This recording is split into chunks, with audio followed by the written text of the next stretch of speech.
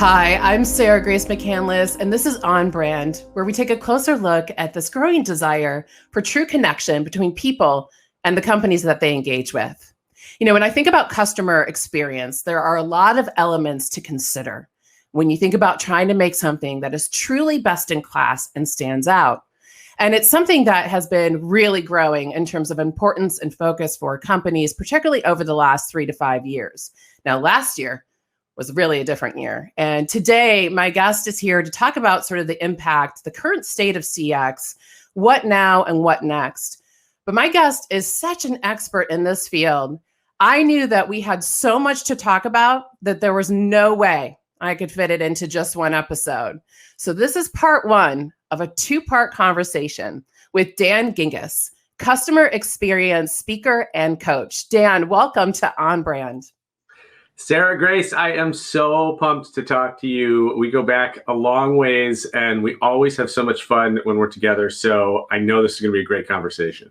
I know too. And you know what? I'll take virtual since we can't be in person at a conference or an event. Now, listen, when I think again, sort of like the Justice League of America, when it comes to customer experience efforts, you are leading, you are the Captain America of that group. Okay. So why don't you tell our listeners and our viewers a little bit about your background and what got you into customer experience in the first place? Well, thank you so much for the compliment. I'll take it. I appreciate that. It's a pretty good character to be.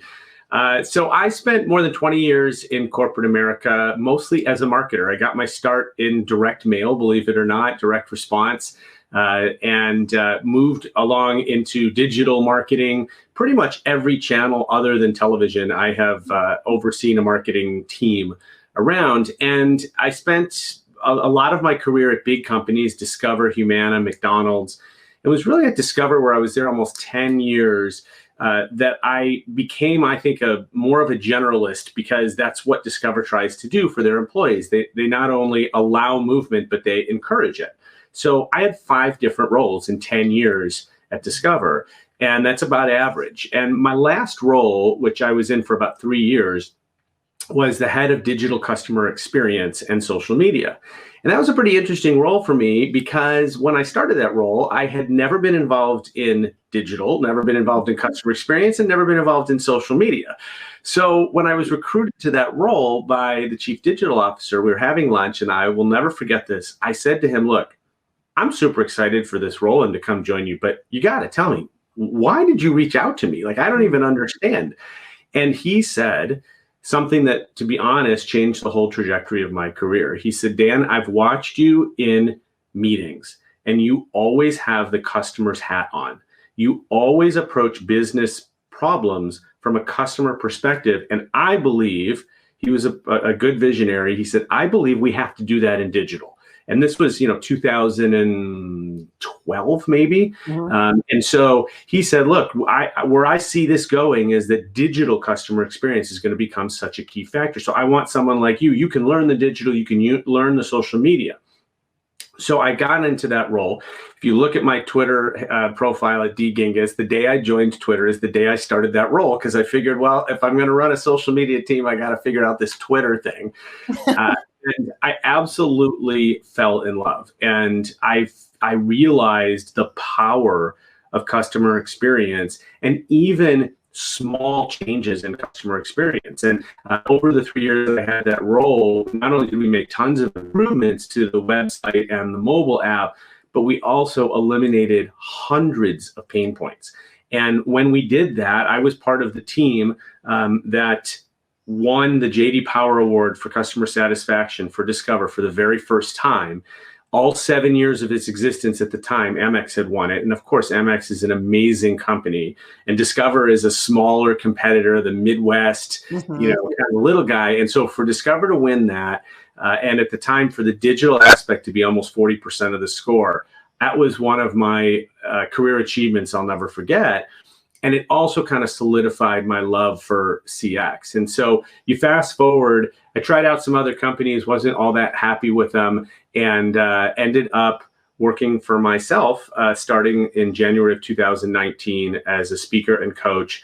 I've never been happier. I've realized that I underestimated the value of loving my job. all these years. And as I've told you the joke, but now I'll tell your audience, I love working for the Dan better than I liked working for the man.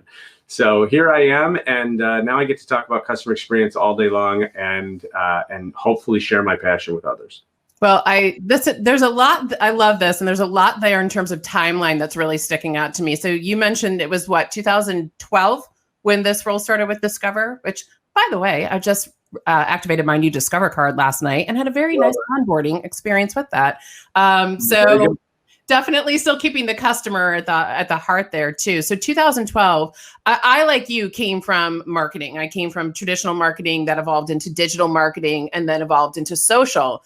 So I think it's one of the reasons I just gravitated right towards you when I first met you several years ago at a conference. Was I knew you understood that side of the business, which I think makes us understand how does customer service fit into the customer experience.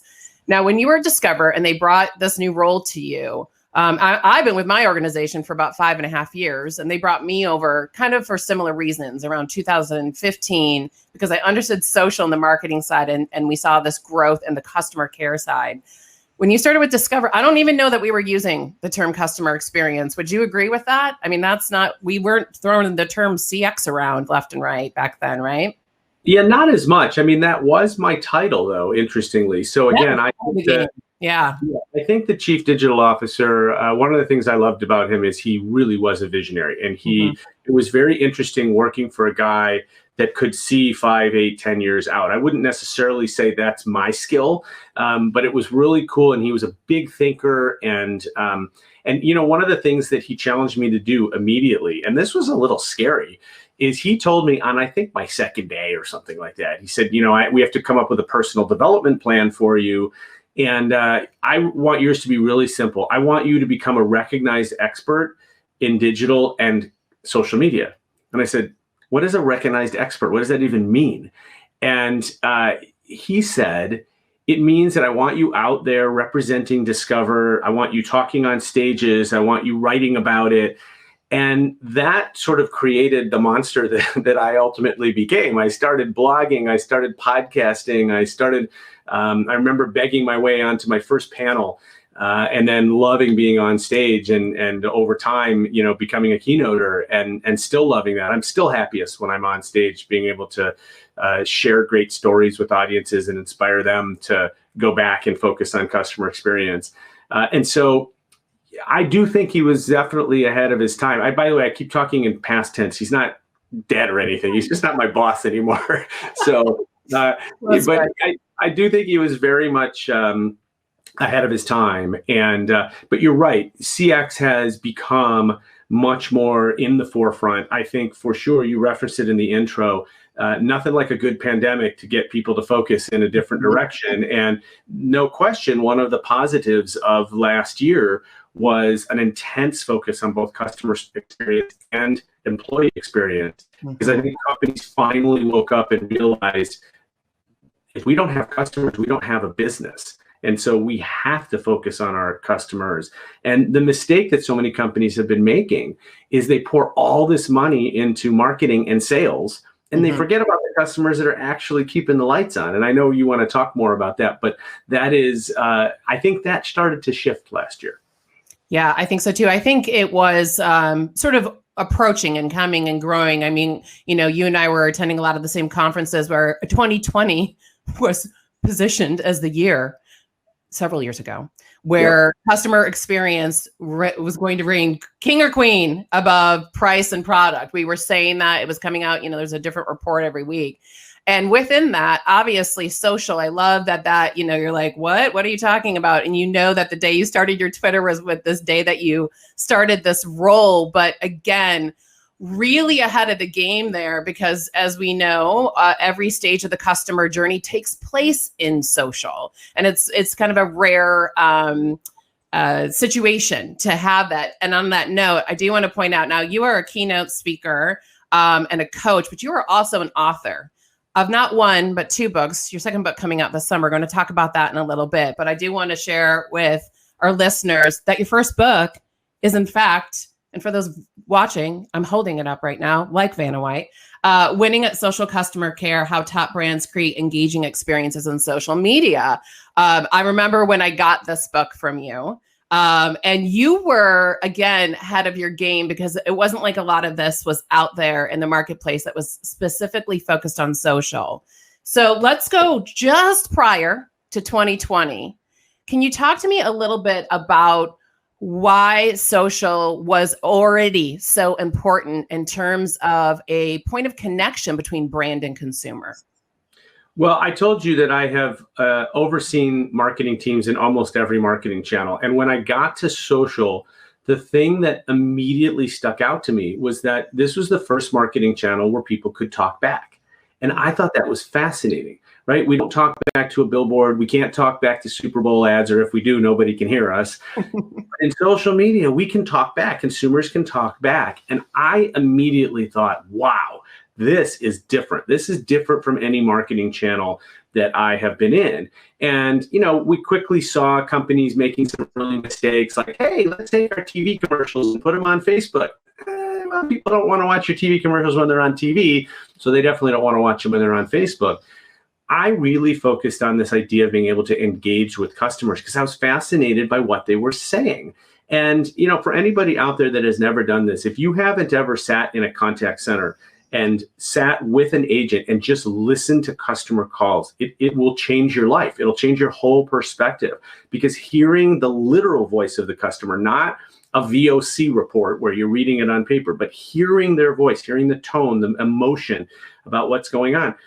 The credit card industry doesn't sound very emotional, but it is. It has to do with people's financial well-being. It has to do with, people can't pay their bill or whatever. And it is a very emotional connection. And when you hear that, your heart breaks for people and you want to do better. You want to improve. And so when I got into social, I was like, this is amazing. We're hearing all this stuff about Discover, the positive, which is great. Let's do more of that. Hey, people like when we do this. Let's do more of that. And we're hearing some complaints, some negatives. Okay, now at least I know what to fix. We're hearing some questions, and questions are great because, number one, generally we have the answers to them so we can resolve it. But also it starts to teach you, well, if one person has this question, I'll bet a lot of customers have this question. I wonder why they have the question. Maybe we could answer this question on our website or somewhere else so that we can save them the trouble of having to ask.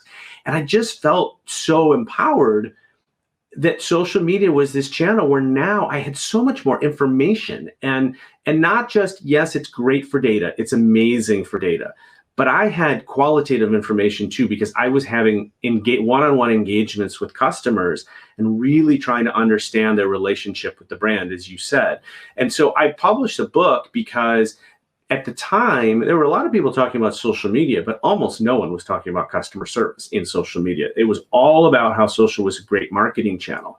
And to this day, I still think social is an okay marketing channel. It's not my favorite marketing channel. I don't like being marketed to in social. And that's often the screen that I use when I try to determine what I'm going to do for my customers is if I don't like it, I don't want to do it to somebody else. But I do think it is a terrific channel for service. And it's one that has continued to grow in popularity, especially as a direct message and chat has become more popular. I will tell you, as a customer experience guy, when I have a question or a complaint or something that I want to talk to a brand, the first thing I do is I go to Twitter DM. I go to the direct message. I take it off of, I'm not trying to embarrass anybody publicly. And what I find is I get the best, fastest service through that channel because they're happy that I didn't go public with a complaint, but also it's got all of these advantages of chat. It's got all of my history. I can go to Hyatt on Twitter, and I gave them my loyalty number 17 chats ago, and they still have it, so they don't have to ask for it again, which is amazing. It just makes the whole experience a whole lot easier. Yeah, I am in lockstep with you. And I've often wondered, okay, is this because I work in the industry that my default is DM or Messenger?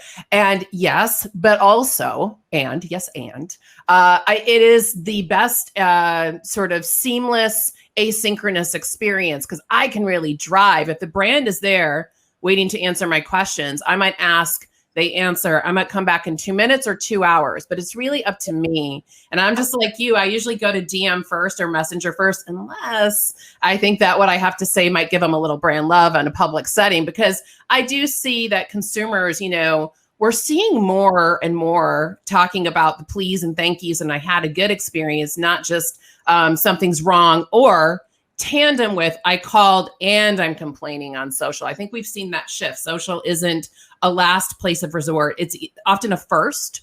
And it is, it could be in tandem, but it's often a first. I love what you said too about the importance, you really, if you've never listened into a call, and I have, it was one of the first things I ever did when I joined my organization. And you do hear that. And I think it gives you some insights too. And how can you translate brand voice and tone and things like empathy in a written format like social? So all of this stuff is happening.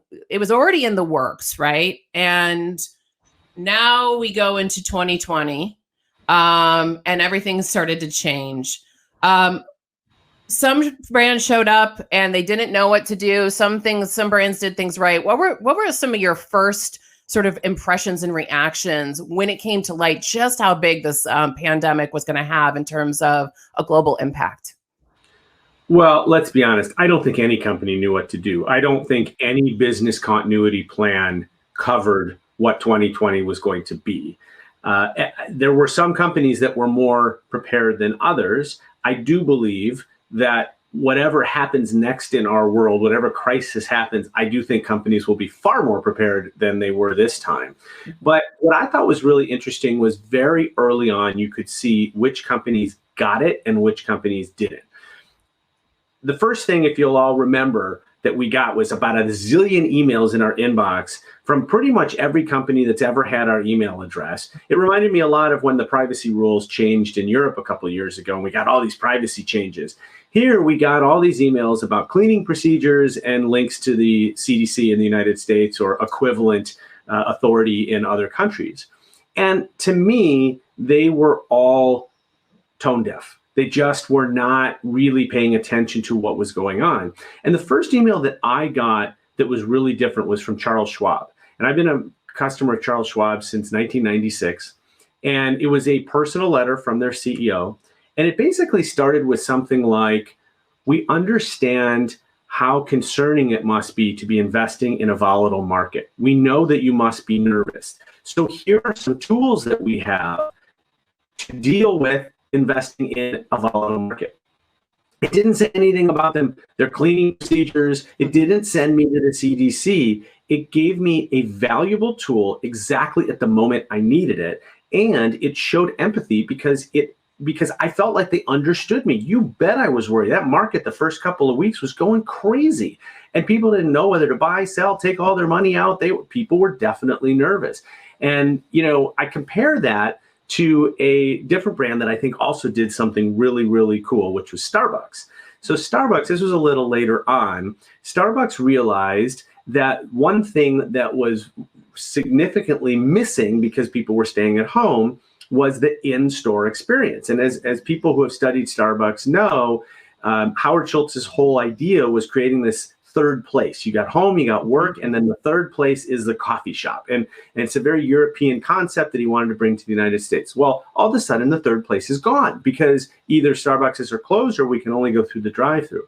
So what they did is they sent out an email to their rewards members that offered people the chance to download free virtual backgrounds for Zoom and other services that looked like you were sitting in a Starbucks. And some of them even were actually video backgrounds. So they have that nitro brew where you can see the bubbles in the drink. And there's one background where the nitro brew is sitting right in front of you, and you can see the bubbles. It's awesome, and it got people back into that third space without actually being there. Now, why do I tell both of these stories? Because if Schwab offered me virtual backgrounds, it wouldn't have made any sense. And if Starbucks had offered me financial advice, it wouldn't make any sense. But what was awesome about both of these examples is not only were they different from the sort of check the box emails that we were getting from everybody else, but they were right on brand. Mm-hmm. And they reflected the brand so positively, and it made me feel better about being a customer of both brands. Those are great examples too. And you're spot on. I think it's be true. I mean, that's, as we think about what now and what next, one thing that I'm hearing, and I concur with you, is be true to the brand. And there was a lot of sort of reactionary versus response. I know I spent a lot of my time with clients doing crisis management right out of the gate, which certainly I'd done before, but usually for a finite situation, a hurricane in this region, not something where it's like literally going to change how we operate moving forward. It's not just a temporary fix. It was just a whole different level of, maybe it's a little crisis management, and then just being considerate as a brand too, and how you show up now really can kind of make or break your business. This was very specific to Charles Schwab, Starbucks. Love that example. I was fortunate enough to work with that brand in a previous role, and they're still so near and dear to my heart. There's a lot, I think, to be learned from the way in which they kind of pivoted and handled that experience and still maintained a point of connection. And that's really what you heard in both of your stories. There was a lot of rushing to the table and kind of bandwagoning and different aspects throughout 2020. So we saw how you do it right, true to brand. You gave two great examples, and we saw a lot of how not to do it right. What else do you think is a key learning coming out of this past year? Maybe something that will carry forward with us well beyond the pandemic. Well, like I said, I think there was a much more acute focus on both customer experience and employee experience, and they're very much related. They're two sides of the same coin. Happy employees equals happy customers. We can't expect employees to provide great service if we don't provide a great environment for them. And I think that companies realized they had to focus on that more. The other thing was that we saw a tremendous amount of innovation in terms of how service is delivered. And that innovation undoubtedly is going to stay. And, the example I love to give is I'm a little bit nerdy in the sense that I really love going grocery shopping. I used to cut coupons. I love having my list and pushing the cart and all that. And then COVID comes around and I'm curbside pickupping, right? I'm ordering online and I'm going to curbside pickup. And one of the things that I realized was, wow, I just got at least 2 hours back in my weekend because I didn't have to go grocery shopping. And you get used to that. You kind of like that. And just because a pandemic is over, you may still want that. And so one, I think, easy prediction to make is that curbside pickup is going to continue to be a thing. Even when when this is over and it's perfectly safe to go in, I think people are going to like the convenience. There's a lot more convenience aspects that came out of this pandemic. I think, obviously curbside has worked for restaurants and others. And I think restaurants will see that even when they get to open up and they get to have in-room dining again, they're still going to have a big curbside pickup business because people got used to it. They like it. It's fast and convenient. And so these are, speed, convenience, these are all core aspects of customer experience. And I think what was really cool last year was to see companies innovate around that and come up with some ideas that frankly are better than we had pre-pandemic. And so therefore, I really believe that they're going to stay. You also, because we were talking about social media, I think another trend that we saw was a move to digital in terms of service, even faster than we expected or predicted. And that was across all age groups. Now, part of that was because for a while, it was very difficult to talk to anyone on the phone because the call centers, so many companies' call centers were just overwhelmed. Hold times were outrageous. And so we moved to digital. And as you pointed out, I think social is now a great channel of first resort. But the other trend that's happening is we're seeing a lot more of a push towards self-service. And this really started, I think, with the millennials who just preferred self-service. Hey, let me figure this out themselves. But it's extended to other generations where people realize, again, hey, with a quick Google search or a little bit of a couple of clicks on a website, I can get the answer to my question. I don't have to go through an annoying phone tree menu. I don't have to wait on hold. I don't have to repeat myself to somebody on the phone or type in my account number and then say the account number to the agent and all these annoying things that we know when we talk on the phone. I can just do it myself and be on with my day. And so I think that's another great trend that will absolutely outlast the pandemic is allowing customers to self-serve, especially the ones that want to, and that population is growing. I think you're right. And that innovation piece is really key. And even in the story that you told, it's a great example of what might have been perceived as different departments or sectors needing to work together. I just placed my online order last night for my Fred Meyer pickup, Kroger and my Midwest, where I'm from, where you are right now. But see, it starts there, right? It started with the .com, and then then I get text message updates about my order. And then I have the in-person experience of them meeting me to load the groceries in my car. I had just started doing that as well, just prior to the pandemic. At the time, it was like a $5 charge, which they've been waiving. And I was like you, it was like almost meditative for me to go grocery shopping before that. And then I got that time back and I thought, well, I can probably find other ways to meditate than, in, the bread aisle or whatever. But I think you're right. And it really speaks to that need to, and then the collaboration between not just the .com, but the content on that .com from a self-service perspective. I know, our organization, we didn't have a lot of those call times because we had such a built-in work at home model already and such a large self-service department in terms of content development. So again, a little ahead of the game, but I think you saw some industries that were able to pivot and some that did not. I think of the online experience from like the fitness industry, for example. Some were there already, some were not. So innovation, being true to who you are as a brand. I mean, as I mentioned at the beginning of this conversation, you and I have so much to talk about. I knew I couldn't fit this into one episode. So to close out this first part of our conversation, thinking ahead, now we're in a new year, we're not past it yet. But what is something you would recommend to a brand to keep in mind, in addition to that innovation and staying true to who you are in terms of your values and your voice and tone? Well, great question. I always recommend, first and foremost, that you spend as much time focusing on your existing customers as you do trying to acquire new ones. And I have this concept that I explain in my new book, which I know will be part 2, but it's called the leaky bucket. And what this means is almost every company has a leaky bucket. These are people that are walking out the back door while you're focused on the front door. And sometimes they walk out the back door and they tell you why they're leaving, and that can be very valuable because you know what to fix. Most of the time, they just go radio silent, or as our younger friends say, they ghost you, and they move to your competition. And you never know why you lost them. But I'll tell you why you lost them. It's because you didn't focus on them at all. You just took them for granted and you let them continue paying, and you didn't provide the service or the experience that you promised. And people see that, right? Customers see when the cable company offers a better deal to new customers than to existing customers. And it annoys them, right? It's a bad idea because it leaves your current customer saying, well, man, if I want to get a really good deal, I should go to this company's competitor and I'll get their promo deal, right? It's the wrong incentive. And what I have found and what I advise companies is when you focus on your existing customers with as much enthusiasm and vigor as you do the sales and marketing teams, you actually don't have to sell and market as much. And that's really what part 2 of our conversation is going to be about. Absolutely. And I also want to talk about your new book that's coming out this summer.